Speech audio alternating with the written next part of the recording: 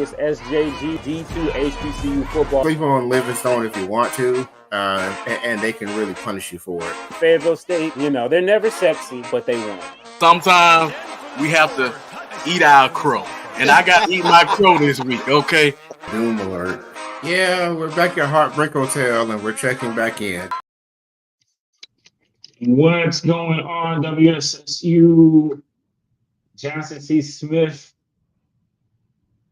Lincoln. Yes, that game is there. But first off, I'm sorry, kind of in between three modes. Welcome back to the D2 football show on HBCU Game Day. We'll get into that a little bit later. But Chris, how are you doing, man? First off, man, it's a thing now. Kobe's made us do it. So shirt time. You first. It's KRS-One. Knowledge transfers over nearly everyone. Yes, some of you children may not know anything about that, but you surprised me with that one. I just went with the simple message for this part of the season: vote, vote, vote. Even though full transparency, I'm going to vote tomorrow, but it's on the brain. Man, we are Chris. We are what week is this? This is week. Wait a minute. Don't tell me. This is week 8. Yes. This is week 8. Yes. Week 8 of D2 football, also including a week 0 in that. And Chris, man, how are you feeling? We are. We're past the midway mark. We're actually on the back end of this thing. How are you feeling today? As we're in late October, it is officially Scorpio season. So, as a Scorpio, shout out to all the Scorpios. We got any Scorpios in the chat? Oh my God. Scorpios in the chat. Why not? Why not? It's Scorpio season. But Chris, how you feeling, man? I'm good. What's your sign anyway? Let's let the people know. What's your sign anyway? I'm a Cancer.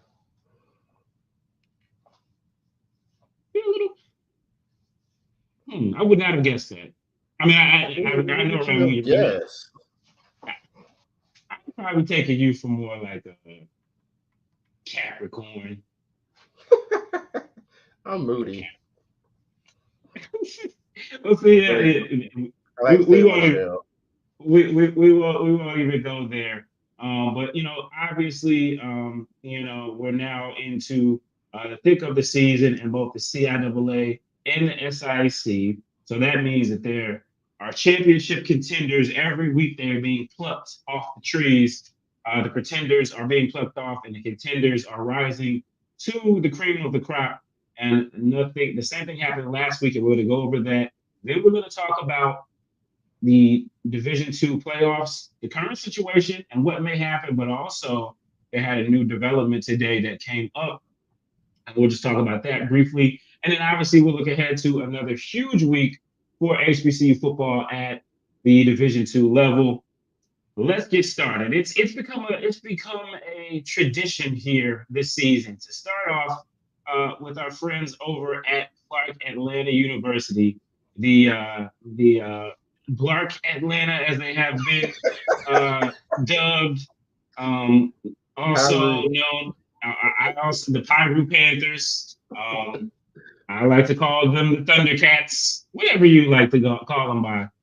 They started off the season red hot, and Saturday they decided it was time for homecoming. And who decided to pick Miles for homecoming?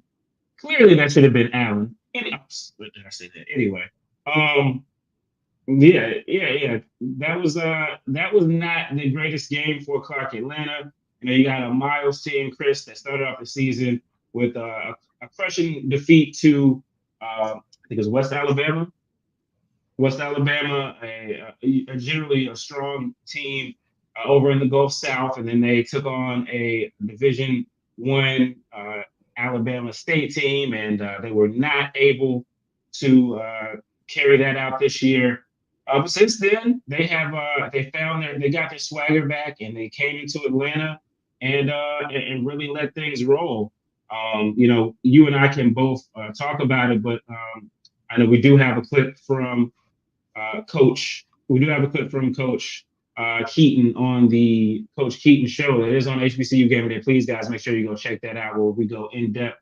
Sly the Sports Guy goes in depth with Coach Keaton over on HBCU Gameday. It comes out every week. So we'll let Coach Keaton talk about what happened, and then we'll get some thoughts from Chris afterwards.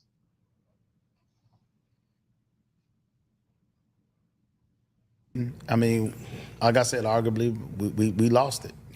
I mean, you took third quarter, we gave up 21 points, 14 of them off turnovers. It was a ball game going into halftime, and they went in there, put on their Superman cape, and came back out and showed you what a championship program is really about. Oh man, and I hope my kids learn from this. This is a lesson. We don't take losses. We learn lessons. So hopefully they can grow from it. It tells us where we got to be. It sets a measuring stick for what a standard's at. Yeah, Chris. I mean, we talked about it here on the show at length. Clark Atlanta, known for its offense. If you watch the interview with Coach Keaton, he talks about how they're not really getting respect for their run game, which he says is improving. But we talked about their offense and how great it can be. But early in the season, I think you pointed out that they gave up a lot of points. And this was a Miles team that early on in the season didn't look like it could score, but it didn't have much trouble scoring against Clark Atlanta last Saturday. No, it's hard to come off to overcome 4 turnovers. And, just like Coach Keaton mentioned, this game was like 14-7 at the half. But, as the third quarter was closing, David Wright throws they have a turnover. And, I mean, it was only like 14 yards out to score.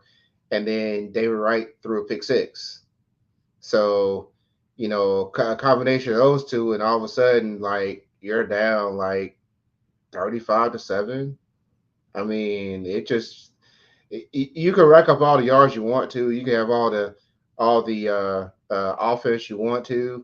But when you got 4 turnovers like that, it's got to be a low scoring game in a game like that. Otherwise, it's done. You're done. And that's kind of what you had there. I mean, Clark had some chances. They went 1 for 3 in the red zone, so that doesn't help in the game.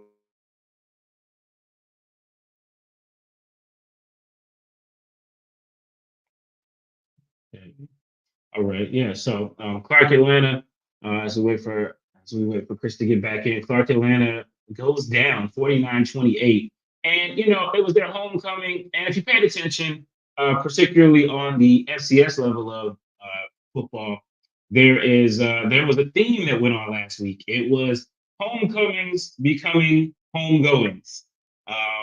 The same thing happened over in DC for Howard University.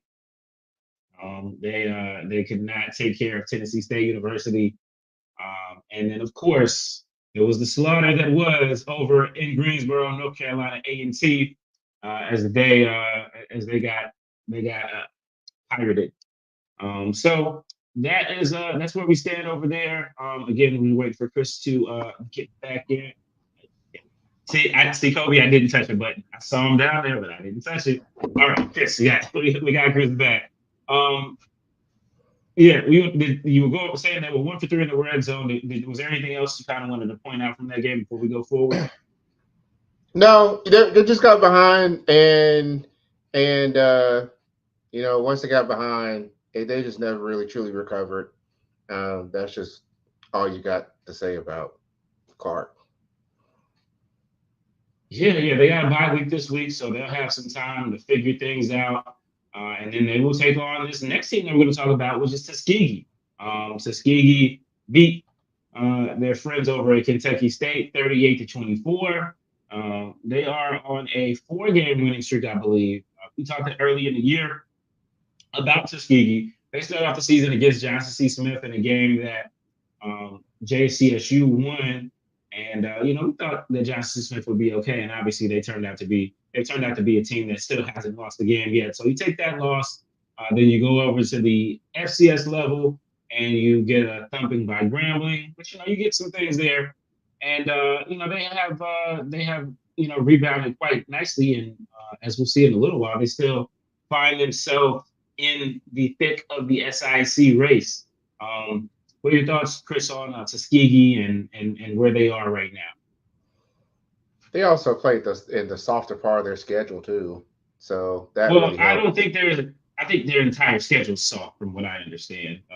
They don't get. Yeah, they got the Charmin schedule. Somebody over in Atlanta decided to give them the Charmin schedule this year. So I don't think they had Albany State or Fort Valley State. Obviously, they got Miles at the end, but yeah, they're 4-1 in the conference right now, and still in the thick of that race there. As we'll talk about the conference in just a little bit, but yeah, stop. I'm sorry. Go ahead. And I would just say though, like, who would have thought that like Kentucky State Tuskegee would be such an offensive showcase? I mean, man, Tuskegee had 380 yards. Kentucky State had more than that, over 400 yards, but they also had like 124 yards and penalties. So that kind of like negates some of that. But still, I think a lot of Tuskegee kind of goes back to defense, getting folks off the field, giving their offense a chance. They seem more effective on the ground, but they have had some success with Raekwon Beal in the passing game, some. And at least they're sticking with one quarterback now. Like they're going with Beal, they're sticking with that, try to see if he can develop rhythm, and that helps. And so, for Tuskegee, they played a part of the schedule that was very favorable for them, and they've taken advantage of it. Again, as I understand, they don't have a part that's not favorable at this point. But anyway, we shall go on. As we kind of highlight some more, Benedict and Allen. This is a game that last year had a lot of excitement, had a lot of buzz. Obviously, both programs have been altered thanks to the coaching transfer portal and the real transfer portal, for that matter. Both Allen and Benedict are not nearly the same teams as they were last season. Allen, even worse. Benedict, not quite as steep of a fall off, but still a fall off from the Chinnis Berry days. But they do get what it takes to fight against their literally across the street rival, Benedict, 34-27 in overtime. What about this Benedict team, Chris? What are your thoughts on them? Do they have a realistic shot here at the SIAC, as we kind of look at where they are right now? No. Just No. Just No, I mean, pride. like, no. Yeah, you're playing for pride at this point. I mean, 4 losses, 3-4. No. They. It's nice to, again, they get to see some momentum. They've had some bad breaks, I would say, but no, they're just too far behind in this race. Too many people ahead of them. Mm-mm. Okay. Well, there we go. Some of the highlights from week 3 in the SIC. Let's switch over to the CIAA. And what do you know? What someone on here last week dubbed as the battle for last place. Bowie State, clearly, no matter how far you guys have fallen from your once lofty perch, you're still miles and miles and miles ahead of Bluefield State, of the other BSU. So for this year, in football sense, you are still the real BSU. 54-0.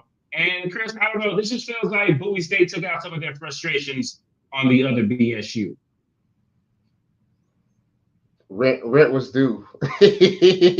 Rent was due, and Bowie State came to collect, and all the Bowie faithful out there, they certainly were kind of hitting up my timeline a little bit. I'm like, yo, like I thought that they would win.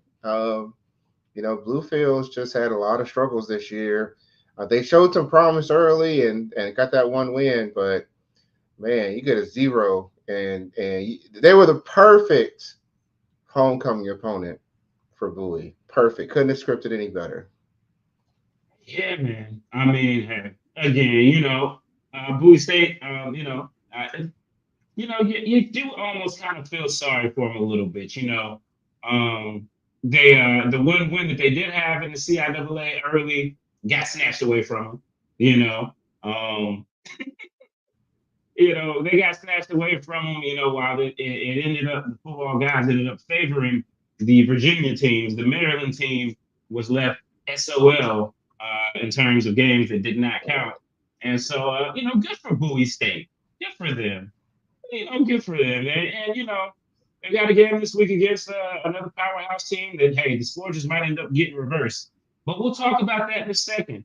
I just want to say that win that Bowie State just got is like a refreshing cup of coffee that you drink.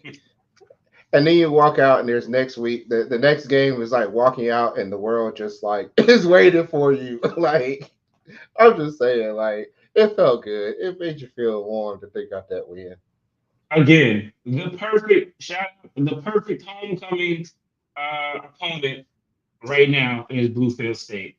Good for them. Good for them. All right, let's go over we'll talk about Virginia last year. The CIAA upset heard around the East Coast was Elizabeth City State knocking off a Virginia State team that looked invincible up until that point. But you know, we look at Saturday, it was not a repeat. It wasn't, like, no way. 36-7, Virginia State over ECSU as they continue to feast on the people of the former CIAA North.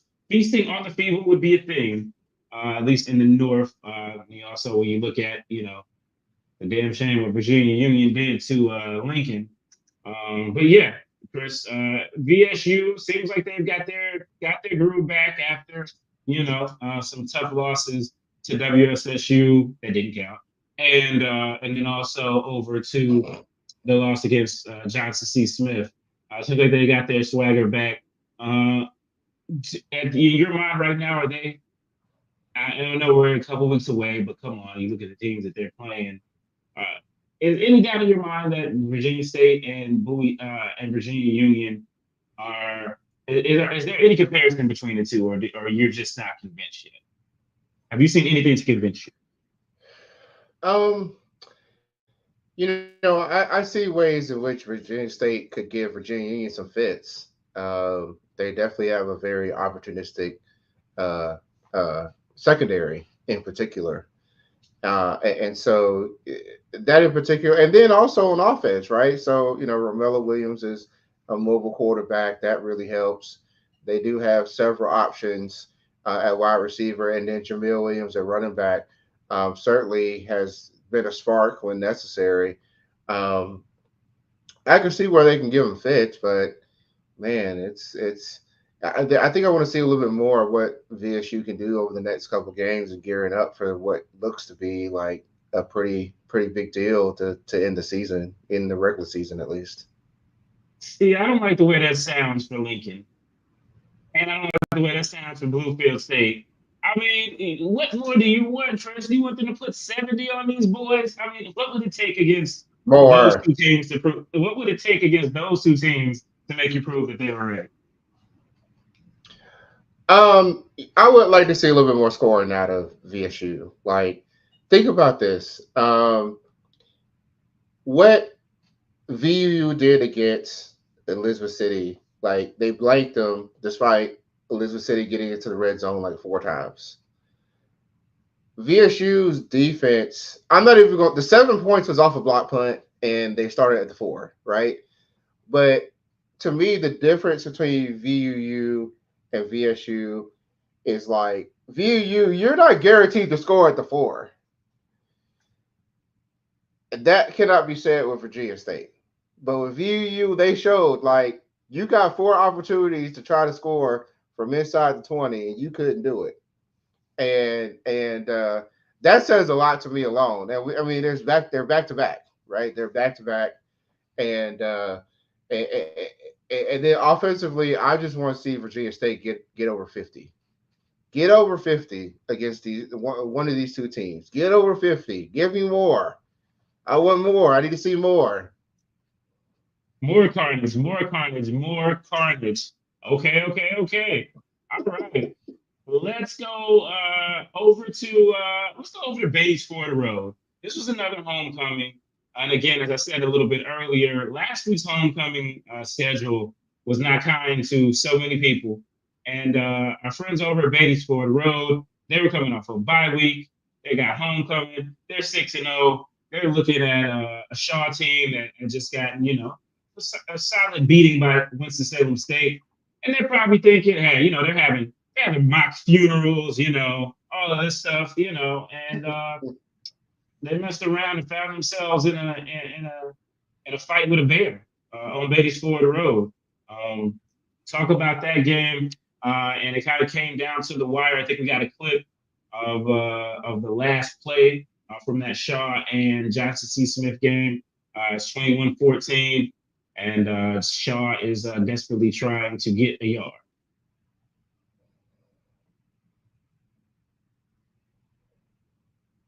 Backfield for Christopher Peters here. He's going to step up. He's going to run. And I don't think he got it. I don't think he got that. It's like he was dragged down. I don't think he got that. We'll wait on the spot. Close spot. Once again, Johnson C. Smith. This close at home, but they found a way to pull it out. Golden Bulls come up with a 21-14 win. There's another one. Talk to me about this game. Why was this game close? Well, I think a lot of people have written Shaw off, especially after last week. And it's like, what are you going to play for now? There's still quite a bit of games to play in the season. And Shaw still has like a lot of they got a lot on offense, and they can still light it up when necessary, and that's kind of what you got here. The problem was that they went 2 for 4 in the red zone, and you can't do that. You got to get points on the board. Anytime you're in a situation where you're hunting, you got to get everything you can get out of that deal, and that didn't quite happen here. The other piece of that is I know I've been paying attention to Shaw secondary, and they disappointed as usual. So JCSU and Darius Ocean was able to sort of take advantage and get a lot of yards through the air because they weren't doing a whole lot to the ground. But a lot of people may have continued to overlook Shaw because of the record, but man, that offense has gone leaps and bounds from what it was last year, and it's still there. They just couldn't finish, and then that was a problem for them. And for a high-profile game like that, you just can't do that. Yeah. So another one-score win for Johnson C. Smith at home in Beatties Ford Road. And we'll talk a little bit later as they get ready for a big matchup as well. And then a little bit further up the road, up I-85 in the 704, another set of Bears. These ones blue. Livingstone College and Winston-Salem State faced off of 5-2. Both teams coming in at 5-2, 3-1 in the CIAA. In all intents and purposes, a playoff game of sorts. And, again, the last 2 years, Livingstone had come in and come away with 2 victories by a total of 5 points. And, WSSU, they felt like they had something to prove. So we'll pick up the highlights and then come back and talk about it.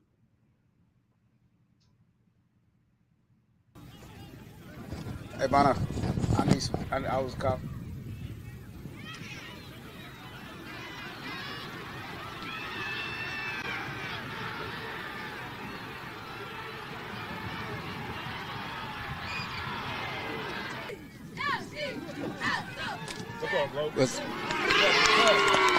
Blue Bears touchdown.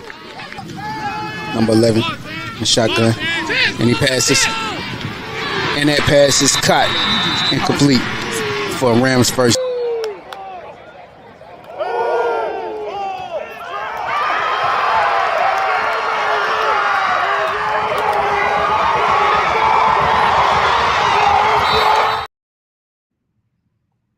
Yeah, and there you have it there. So Livingstone's 2-year streak win over WSSU comes to an end, 31-17 for the guys from Winston-Salem. Yeah, Chris, I mean, and to be honest with you, being there, it could have been worse. You had a couple of drop touchdown passes. It could have been worse. But for your what were your thoughts on the game? Oh, we got the official account. Well, I would just say that Winston State made a choice. They decided to make Livingstone pass the ball. They shut down the run, and that's what Livingstone had been built on this season thus far, is the run. And so they put him in known passing situations, and lo and behold, that netted 2 interceptions, one of them for a pick 6. And so that game plan worked. But if you're Winston State, yes, this game should have been a lot bigger of a margin than it actually was. And it just felt like they were just sort of we're just going. And those are the type of games that has caught up to them. And now you've got, again, same thing. You got to play a team this week that you do that if you want to, and that may not end up the way you want it to end up. So, yes, I thought this game could have been a lot worse. But credit to Livingstone, because Livingstone also had a very similar game plan. They were forcing Dalen Lee to pass too. It took a pretty long time to get something meaningful out of that run game. So, I guess they both playing out the same playbook. Yeah, Chris. Again, watching the two teams play last year, WSSU was outcoached. Coach Massey said it himself that they weren't ready for those fake punts and some of the things like that. And I think, I think the score reflects some of the growth. Obviously, there were some things that were said. I talked to some of the coaches, and they felt a certain type of way that Livingstone were saying that they ran WSSU after 2 wins by 5 points in two wins. So I think they kind of had a point. I think they kind of felt like they had it, but I think everybody knows that the big one is this week. So it's going to be very interesting to see what happens. But as we get into the second half of the show, we're going to take a break for a second. Well, not an actual break, but we're going to take a break and talk about playoffs. Yes, playoffs. Chris, that was your cue. But playoffs. We're ready. We're so ready. Yeah. So we'll talk about this year's playoffs, but I do want to discuss something that just came out today. So the NCAA is looking at updating its rules for the Division II playoffs. Schools that play in conference, schools that win the championship of their conferences in these new rules would automatically be in the playoffs. As we stated before on this show, and you may have heard on other shows as well, that's not the case right now. There are no auto bids technically in D2 football. And we have seen CIAA champions. It's been a while, and we also have seen SIAC champions that were not awarded playoff spots in the past. And so they're going to vote on this and see what's going to happen moving forward. I think this is on the table for next year. But I did see that the CIAA, along with, I believe it was the Great Lakes Conference and the MIAA, we're both all on board with trying to push for this. So what do you think about this? What does this mean, especially when you look at now, Chris, the fact that I believe starting next year, the CIAA is going to be in a different, they're not going to be in the same, region as well. Region, yeah. Well, the auto bid deal is a big deal because you do have conferences in the past who haven't gotten into playoffs. If you get to like a 3-4 losses, I think like 2008 or so, like Fayetteville State had 4 losses and they were conference champion. They weren't getting into the playoffs. The SIAC as well, and also the Northeast 10. is the other conference that has set out of the playoffs because they just couldn't muster a strong enough schedule and wins. I think it's a good move. I think Division Two needs to really look at rethinking how they go about the this playoff model. Other divisions don't have some of the regionalization as Division Two does. I'm not surprised about the GLIAC and the MIAA wanting to do this because they play in Super Region 3, and Super Region 3 has been like incredibly strong relative to the other Super Regions lately. That's your Grand Valley States, that's your Northwest Missouri. Right now, you've got a pretty big game that week with Central Missouri and Pittsburgh State. That's also where Harding came from, who won the championship last year. That's a really strong region, and they kind of have worked on that a little bit by allowing people or teams to switch to another region if it makes sense distance-wise, and that's what you had with Virginia Union moving to Super Region 1 to play Kutztown last year. I think there's a fear that if you put a Super Region team in Super Region 1, which is historically the weakest, they're going to run all over that Super Region. So I think that like overall it's a good move. Like, the part of Division 2 that's special is that, you have student athletes who are trying to compete for championships, and you are just as much as you're prioritizing the sports aspect, you're also doing it with academics, and you're trying to give everybody an opportunity to compete at the highest level. And yes, I do think you need to have auto bids for the conference champions. Absolutely. So what if the auto bid would have been like Winston-Salem State had in like 2015, 6-5? Who cares? You won your conference. You played by the rules and you won your conference. You should get that auto bid. That's what we know as college sports. Yeah, there we go. A lot of talk about the playoffs in the chat. Keep that up, guys. We definitely appreciate it. Yeah, you want to answer that, Chris? What anybody would have to do to compete or make a deep playoff run? Well, the big difference between one of the things I really like doing about for football season is I do go to other conferences and see how they're playing. I actually was at the Harding Ouachita game and also the Southern Arkansas Henderson State game, which is really the top four in the Great American Conference in Arkansas. And those teams that make it to the playoffs, a lot of that starts with the offensive line. Like, if you can't protect the quarterback or get your running game going, you're not going to score a whole lot of points. It's just not going to happen. And I focus a lot on what can a team do in the red zone, because that's where that line play gets really, really physical when you're trying to grind it out. I think about Fayetteville State, Delta State. Fayetteville State won a championship.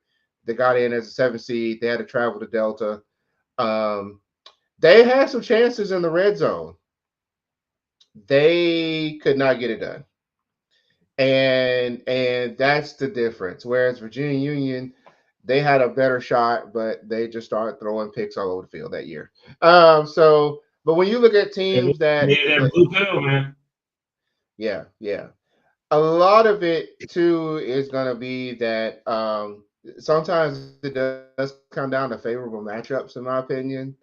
I know people don't probably want to say that, but there are just some matchups that just don't favor the styles that we have in the SIAC and the CIAA. Like, if all you did was run to a conference championship, and you have no passing game, you're not going to get it done with three yards in a cloud of dust. It's just not going to happen. You've got to have some semblance of a passing offense to keep defenses happy as well. To me, those are some of the ingredients that it takes, and I think you've seen that with Bowie State with Amir Hall. You've seen that with Virginia State. And you've seen that with Winston State. Those teams that can be competitive and competitive and or actually win those games. They had a good balance Yeah. on offense Diversify in your particular. offense. Yeah, you They gotta got to diversify your diversify your offense.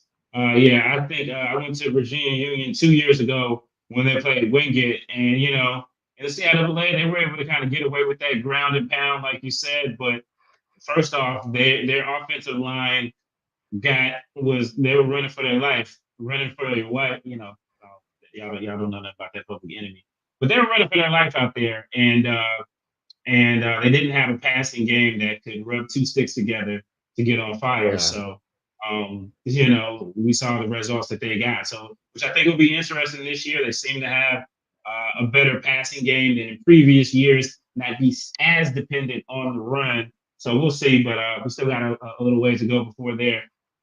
Great discussion there, guys, for sure. And we will definitely appreciate all you guys for sure moving forward. But let's kind of look at where we are. One more thing we will say prior to this stuff about the updated Division II playoffs. There is a account that's called Ink Block Sports. It kind of follows sports at different levels of college sports. They do soccer, basketball, and everything, and they project who will make the playoffs in what regions or whatever. So they did do a projection earlier this week. Kobe, if you could throw that up there, what Ink Block projected. They had not one, not two, but they had three CIAA schools right now in a 17 Super Region 1, Chris. I gotta say, man, that would be the CIAA's wet dream, man. Yeah. Well, yes, except that in this hypothetical scenario, I do not want to play Valdosta State. There's that piece of it. Nonetheless.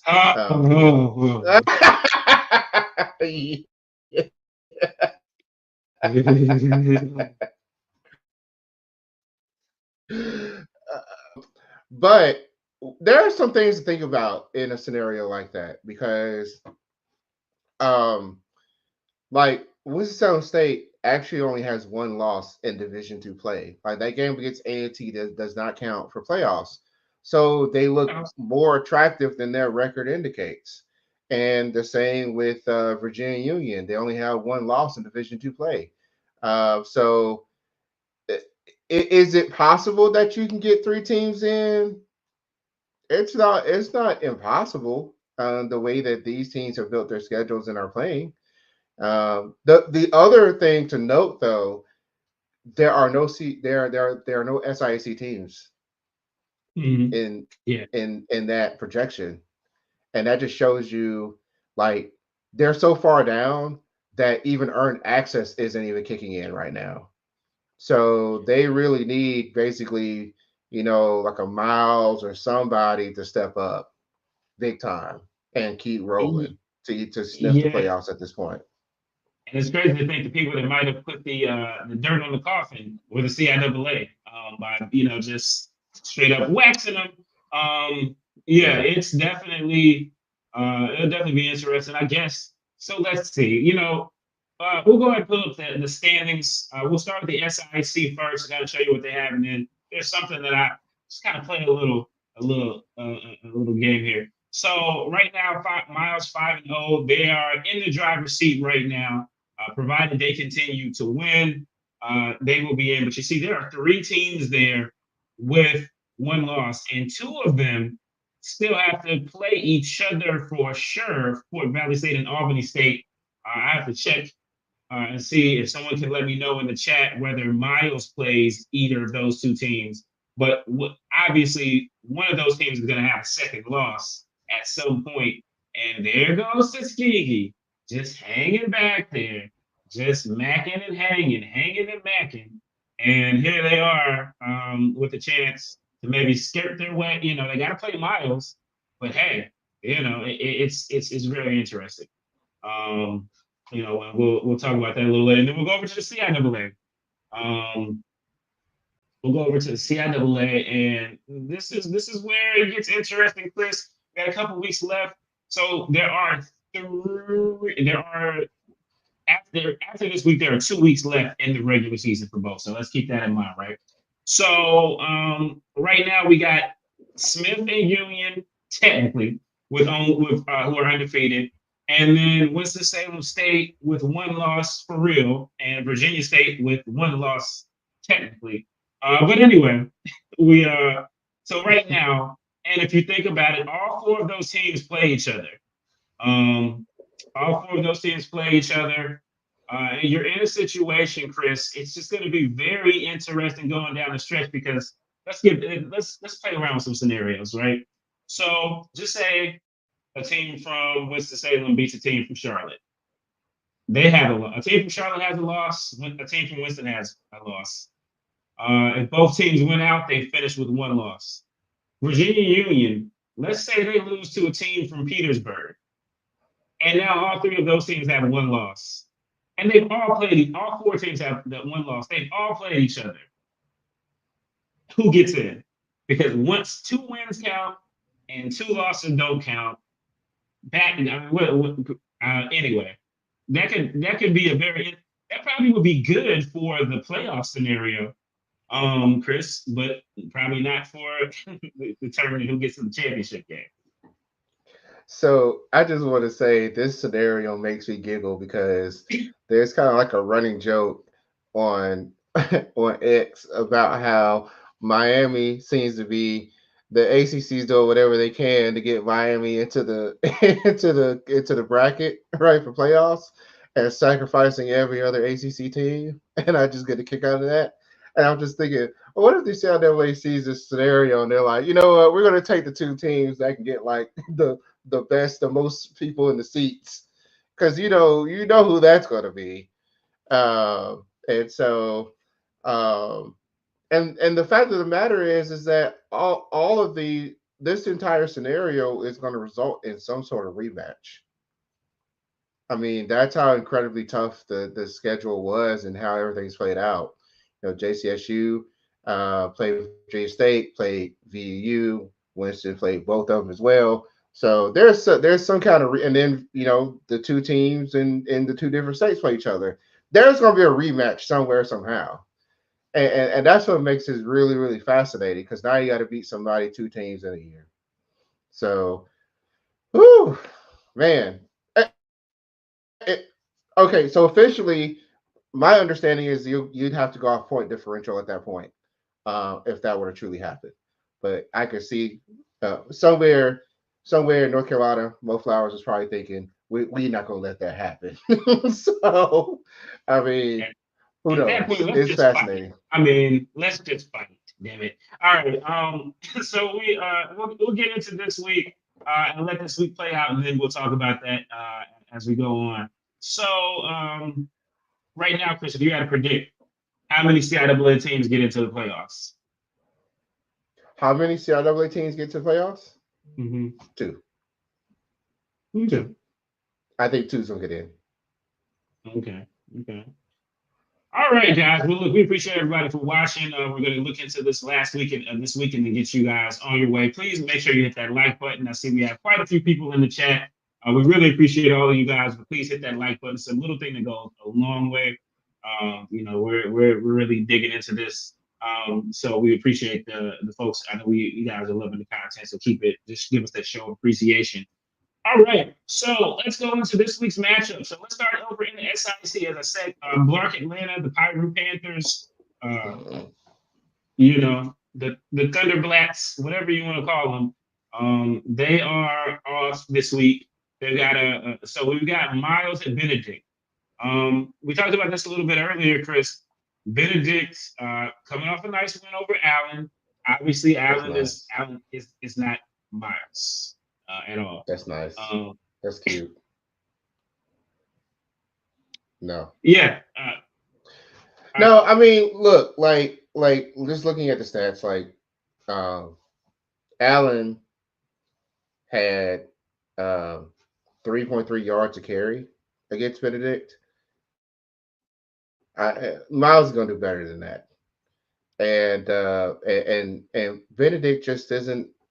They just not that strong like they were last year. It'll be an upset. It'll be a pretty big upset. I don't see Miles allowing that to happen. And that would be some chaos though, because then that would make another 1-1 team, a 1-loss team, I should say. So very, very interesting. Oh, and by the way, Miles plays Tuskegee. And more after this. Okay. After this. Gotcha. So yeah, always that Miles and Tuskegee game at the end. I think it is Miles. It's at Miles this year. So that should be good. And then right now, we look at this week: Fort Valley State, Albany State, and Tuskegee. What are you seeing there? Who's the challenger right now? Who looks the strongest to you right now? Fort Valley State and Albany? Yeah. Oof. Who's the challenger? Let me think about that for a second. I probably would say that Fort Valley might be the slight favorite in that game. Mm-hmm. I would say that but they're neck and neck. I mean, they're that good. And I wouldn't be surprised if this game is a high scoring affair. There have been times where Fort Valley has sort of gotten into these back and forths with folks, and Albany's quarterback, he's like top 15 in the country in passing yards. So whereas Brandon Marshall, the running back, is among the top in the country as well. So you got it's gonna be a really fun game to watch, I suspect. But I would be going with Fort Valley if it were me. Yeah. So we look at this week's schedule. Tuskegee goes up to Wilberforce. Never an easy trip in the SIAC. So we'll see what they do. Again, we talk about Miles and Benedict. Fort Valley State, they got a bye week. They play Morehouse. Same thing. And then Lane and Savannah State might be the most fun game of the day. These are two teams that have, come up with some wins in this conference. So it'll definitely be interesting to see. Let us tip on over to the CIAA. And we got the shoulda, coulda, woulda been bowl. Shaw, Fayetteville State. What do you say about this game? Fayetteville State. Last time we saw them, where they were taking the L from Livingstone back home with them. And Shaw, as we've seen, they've been to the mountaintop of the CIAA and they've been banished back down to the middle. What do you see in this game? Well. You got two teams that any given Saturday, they can really, really, really surprise you in a number of different ways. They can lay an egg, they can really go at you, or they can, show up and score a ton of points. And just looking at this, last time that Shaw won, 2013. 2013 was a good year, man. Yeah. It was a good year. Wow. Yeah, it was a good year for Shaw too. So Robert Massey was the coach then, right? Yeah. Yes, he was. Fayetteville State Hayes coming was off a bye. Hayes was the assistant coach. Yep. Yeah. Yeah. Damn, that's been a long time. Sorry. The one thing I just want to point out is what does Fayetteville State look like coming out of this bye week, especially on offense? And because it's favorable for the way that they play to sort of attack Shaw, and then Shaw has some options of their own to counter with that. So it's an even game. It's a very even game. Yeah, it should be interesting. The bye week, everybody's having to deal with it this year. Virginia State, Virginia Union, those losses did come off their bye week. Johnson C. Smith last week struggled coming off of its bye week. So we'll see. But you can't count out those state Broncos under Coach Hayes at all. So it's definitely going to be an intriguing game to go. And then Virginia State and Bowie State. Last week the clouds parted ways over in Prince George's County, in gorgeous Prince George's County. Bluefield State came off the mountains of West Virginia and just laid down for homecoming, Chris. This weekend, Gallups runs, comes in the mighty roaring Panthers of Virginia Union University, showing no mercy to anyone, putting B2A in the CIAA. Is there, before last year, it used to be this thing with Virginia Union where, they would look the part every late October, early November. They look like a nice shining apple, and then they just go rotten for a game. A lot of times to Bowie State. But those were the days then. Not anymore. Chris, what are your thoughts on this game, on this matchup? Man, just go ahead and issue that doom alert right now for Bowie State. It's not gonna be good for them. It's not gonna be good for them boys. Like, now when you say doom, because nobody's gonna predict them to win. When you say doom, what do you mean doom? What do I mean doom? What do I mean doom? I mean that Virginia Union should score 50 points in this game. Man, that's not a doom alert. That's a damn alert. I'm just saying, like I just think VU is on a bit of a mission right now, and their villain story has already been created. So we've seen them just sort of demolish teams left and right. I was kind of surprised because, like, in the first half of Lincoln, like, it was like a lot of passing. And then in the second half, here you come with Jada Byers racking up on, getting his in, and he almost finished 200 yards.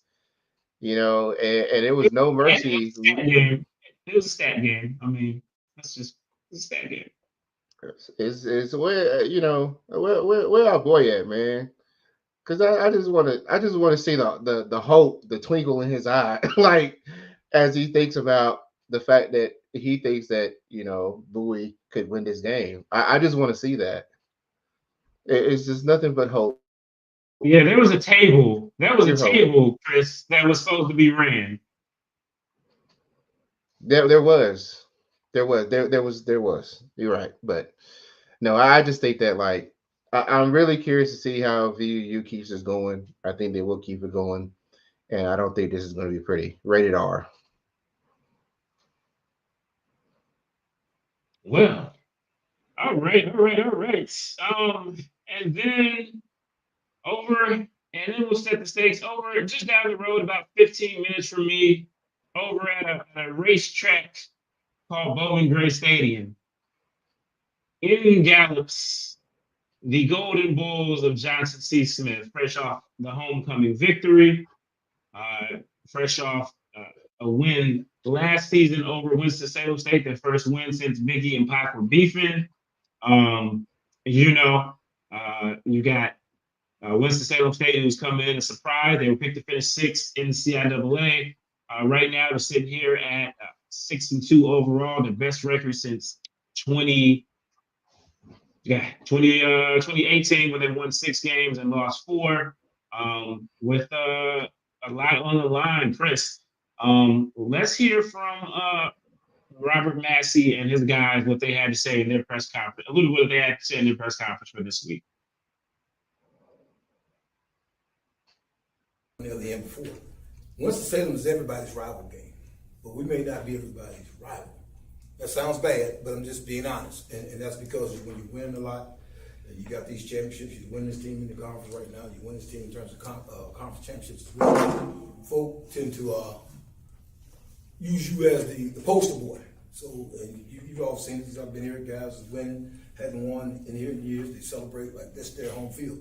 So yeah, there's pressure for us to do what we were brought here to do, and that's to compete and win football games. And I think the guys understand that, the coaching staff understands that, and we look forward to the support from our Ram family to come in. And I said it last night, and again, we expect to see more red than gold or blue, whatever the colors may be. So with that being said. Well, one team 7-0, one team is 6-2. You would say, Chris, in an ordinary circumstance, that WSSU will be the underdog, and a lot of people are picking Johnson C. Smith, but clearly, WSSU does not feel like the underdog in this situation. If you ask them, they feel like they're right where they're supposed to be. Chris, talk to me about this matchup, Chris. This is gonna be. I think this is gonna be a doozy. It is. It is. I mean, when you think about where these teams have been overall, and them representing what was the old South, it's a beast. It's a real beast right now, and for a lot of the grumblings that I think people had about Robert Massey, there's one thing for sure when it comes to Winston-Salem State. Like, this has been some of the best play calling that Ram fans have seen over a number of years on offense. You can't discount it. I mean, you just can't. Yeah, 2014. Yeah. And then if you're Johnson C. Smith, right, you're still riding this high. It's almost like, how am I supposed to act? Because I've never been here in like so long. And so both teams have great defenses in particular. And that Johnson C. Smith defense, that's going to be a really interesting matchup, because will they kind of try to follow the blueprint that Livingstone tried to deploy and stop the run and force Dalen Lee to pass as well? I just think that, like, when you look at this game and how big it is,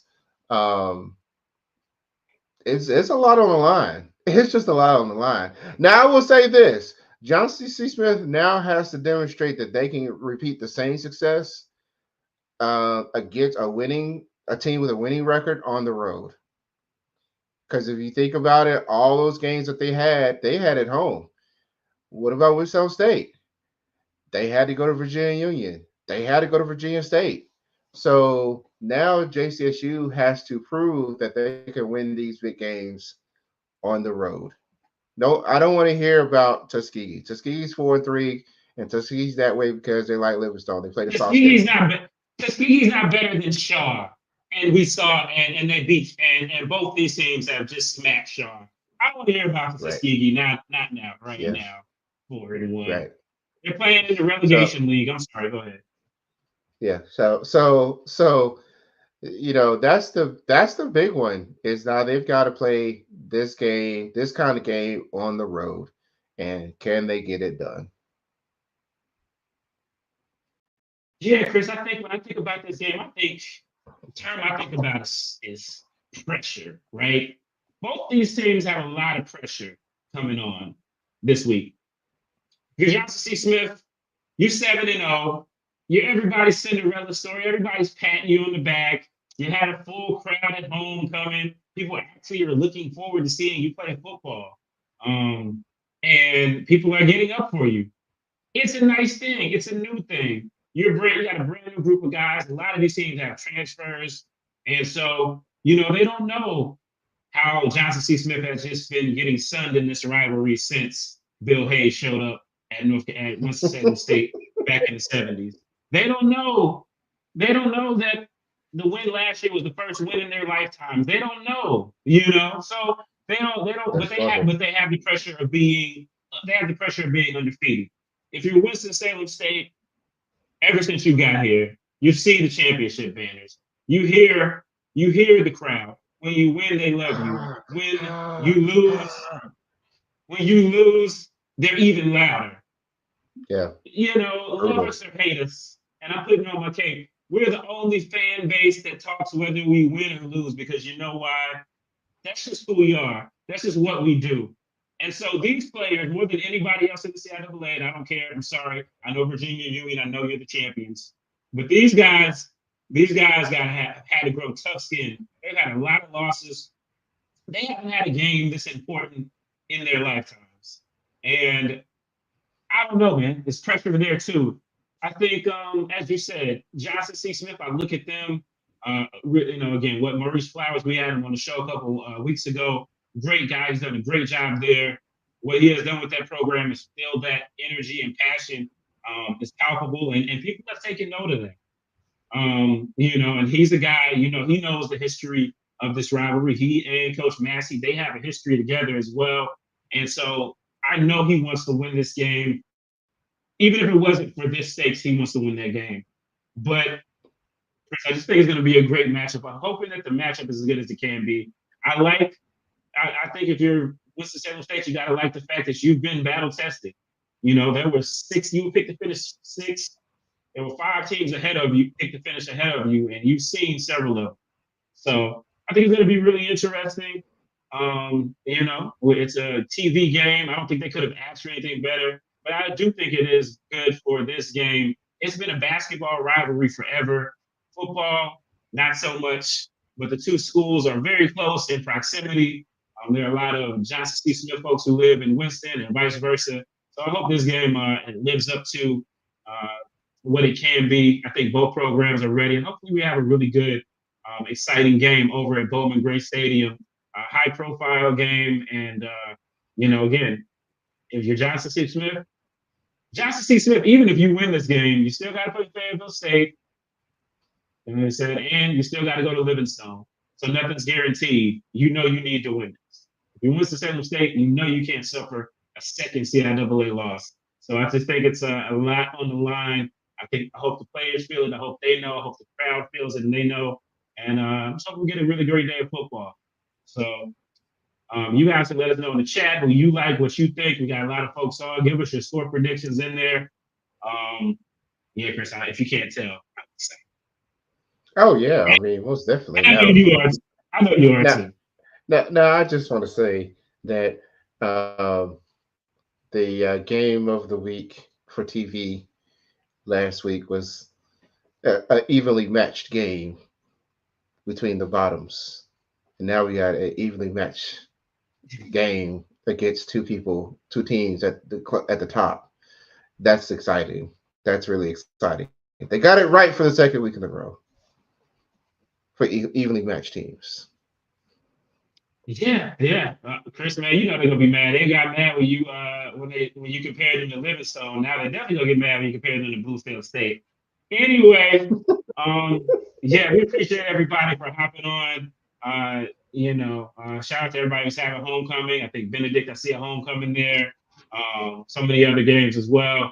And shout out, and I will say shout out to Miss Tracy R. Lillard. I know I saw her in the comments of some of our coverage about the Bowie State game. She's a Bowie. She has been fighting for that recognition for Bowie State on our Facebook page. Yes, they did smash Bluefield State. We expected them to win. We're not about 54 points. Put a good showing, and keep your heads up, Bulldogs. Awesome. Keep your heads up. Okay, we did get some JCSU folks trickling in as well, so appreciate it, guys. Please, before you leave, make sure you hit that like button, and please share this with all your friends and family. And we appreciate everybody for tuning in. Chris, any last words? Any last thoughts for the week before we move on? Well, the biggest thing is to really show up to the games. I know Winston-Salem State, they kind of mentioned about trying to get to 10,000 fans in the stands, and to have a game like a homecoming game, to have that many folks at the game is a big deal. But whether you're a Golden Bull or whether you're a Ram, this is the type of game that you look forward to. This is where you want your teams to be, is playing these games where basically a championship berth is pretty much on the line. And so, do these schools a service and actually go to the game, show up, and take it all in. It's going to be a great weekend. Yeah, man, the weather's going to be perfect. Really nice, really warm. And, they're really making sure that they block off the middle of that bowl because Bowman Gray seats 17,000. So there can be 8,000 people in there. But if you look at it on TV, it looks like nobody's in there. And look, guys, I know some of y'all going to do what y'all want to do. If you tell people to go left, they're going to go right. But the away side is going to be on the TV side. And it would look great to have the crowd that is there reflected on TV. So come on, get with it. Yeah, it should be good. Okay, I love it. That's the thing, Chris. As we finish up here, I think for me, when you talk about HBCU sports, because when you talk about HBCU sports, there is the different leagues are different, right? You got the MEAC, and you have the MEAC. Pinky. They're a little. We're the MEAC. Yes, we are the Elite Eight. And then you got. Would you like to be with us? Yeah, they're not like us conference. And then we got the SWAC. And they just go at it. I mean, the SWAC can be a lot, but the CIAA, man, I just think it would be so much great if we engage, if we got more engagement and more folks talking about it, more excitement about it. I know it's a different culture over here on the East Coast, and I know we all love basketball. Well, maybe not so much Chris, but the rest of us love basketball. But if we can just bring that same energy from the basketball ranks into football, I just think it would be so great for the CIAA and the SIAC as well. Both are Division II leagues. I think they have a unique option being D2 HBCUs. When you talk about HBCU Go and all the homes that they're in, no other